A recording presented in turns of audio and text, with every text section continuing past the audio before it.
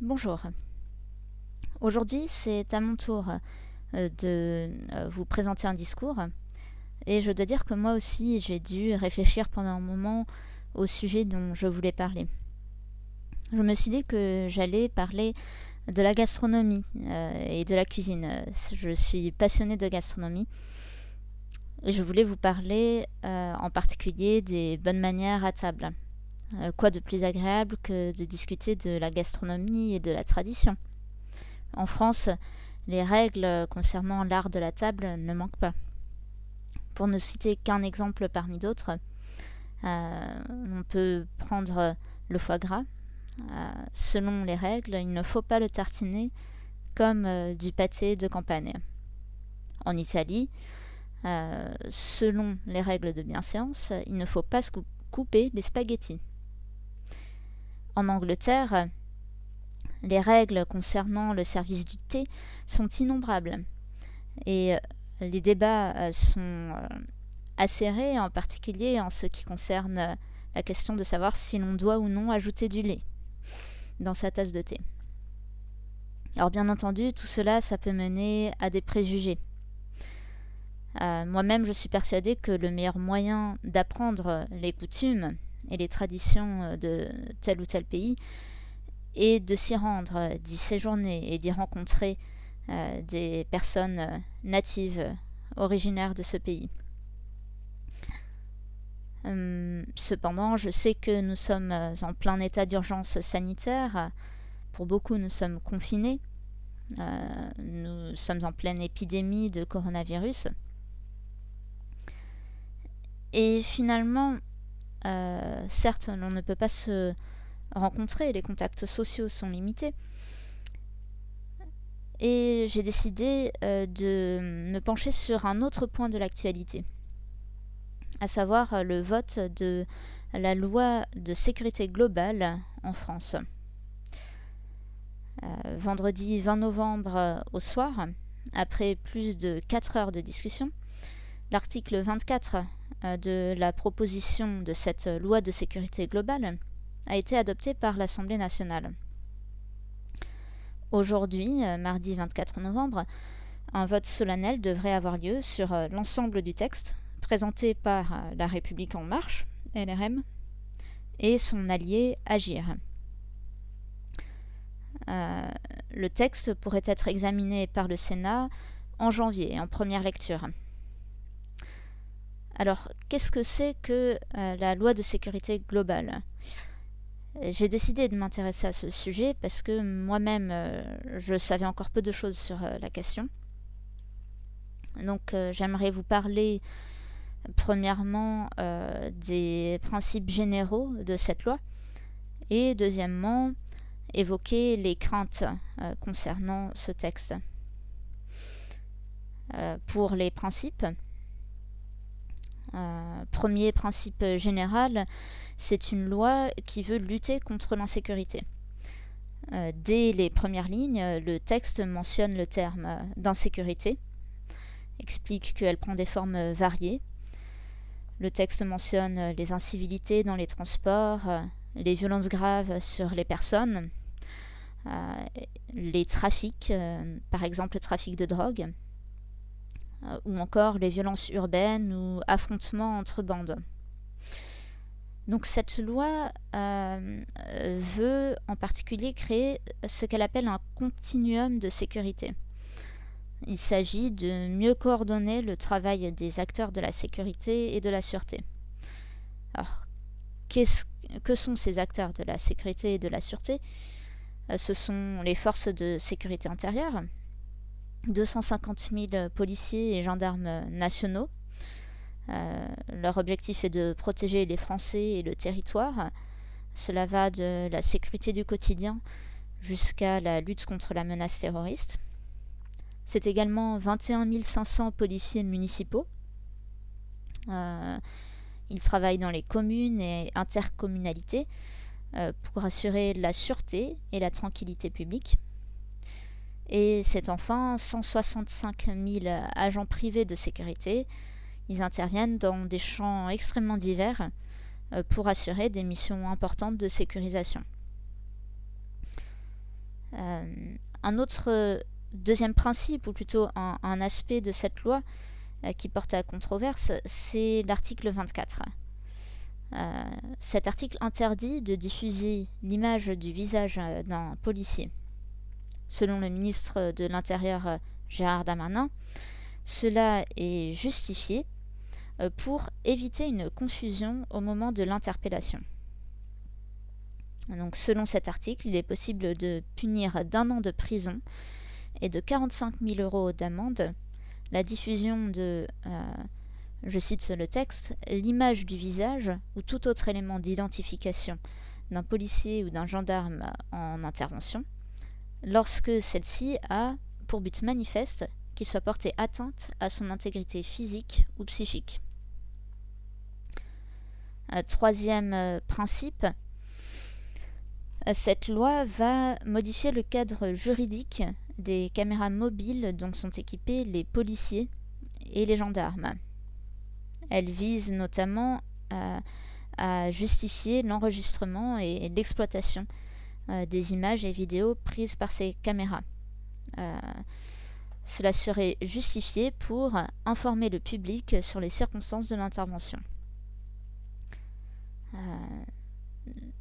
Les agents qui ont procédé à l'enregistrement pourront accéder aux images, notamment dans le cadre de procédures judiciaires pour dresser des procès-verbaux ou dans le cadre de diverses interventions, par exemple pour interpeller une personne en fuite.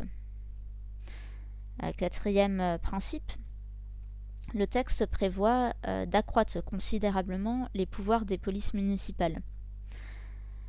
Donc il souhaite mettre en place le cadre juridique d'une expérimentation. De quoi s'agit-il ?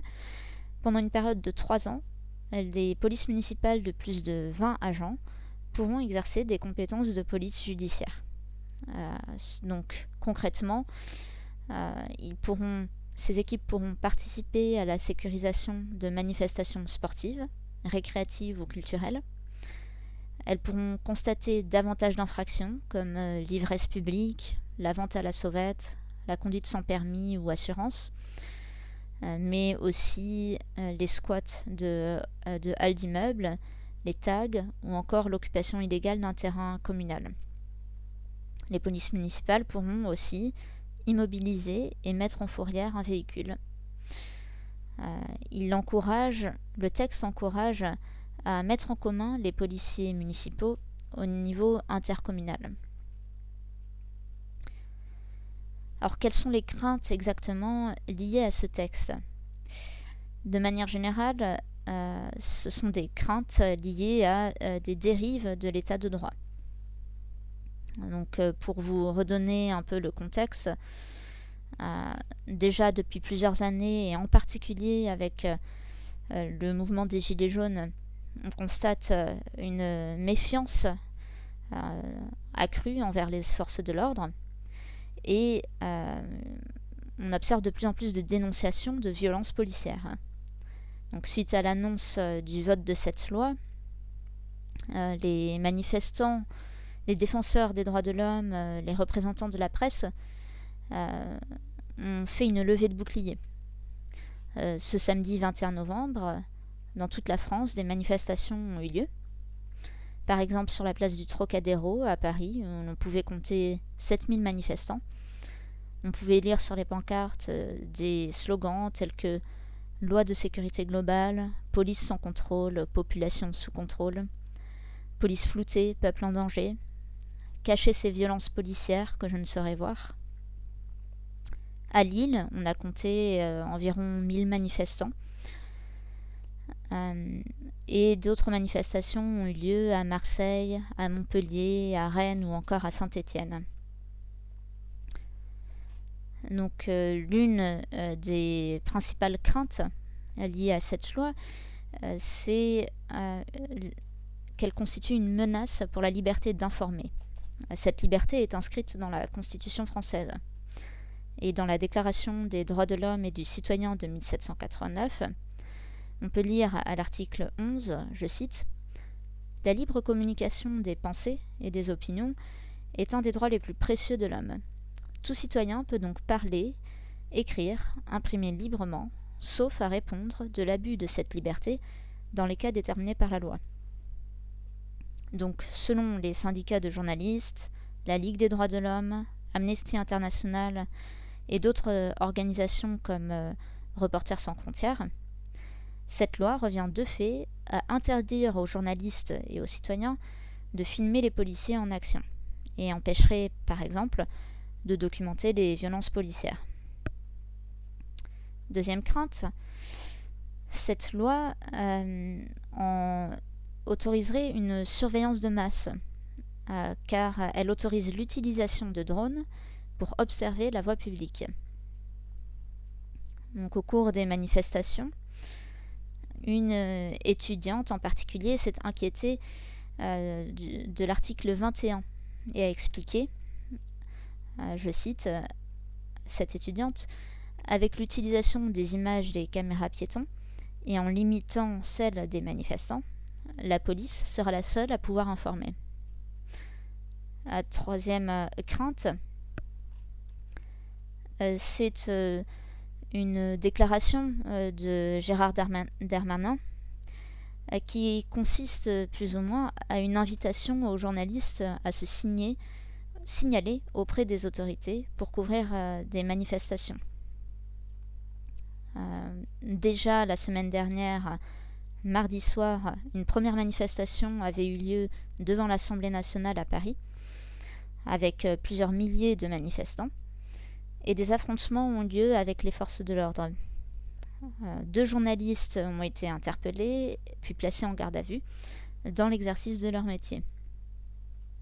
Pour justifier l'attitude des policiers, le ministre de l'Intérieur, Gérald Darmanin, a ensuite déclaré que, je cite, « Si les journalistes couvraient des manifestations, ils devaient se rapprocher des autorités afin de se signaler pour être protégés par les forces de l'ordre. » Donc là encore, cela a provoqué une levée de boucliers de certains.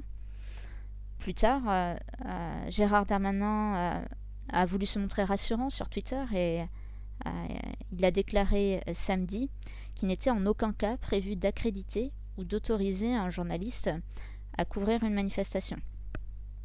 Chaque journaliste est évidemment libre de le faire ou non. En conclusion, je suis bien consciente que nous nous trouvons dans un contexte politique et sanitaire qui divise. Et je ne veux pas noircir un tableau qui est déjà bien sombre. Mais voilà, moi-même, je voulais essayer d'en savoir un peu plus sur ce sujet. Il me semble que ça mérite notre attention.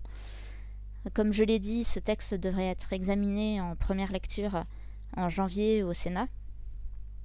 Donc si jamais cela vous intéresse aussi, c'est peut-être le bon moment pour mener des recherches personnelles pour mieux comprendre ce qui se passe. Et pour paraphraser un célèbre philosophe, et pour ceux qui ont un jardin, en tout cas je vous le souhaite, c'est sans doute un bon moment pour cultiver son propre jardin. Je vous remercie.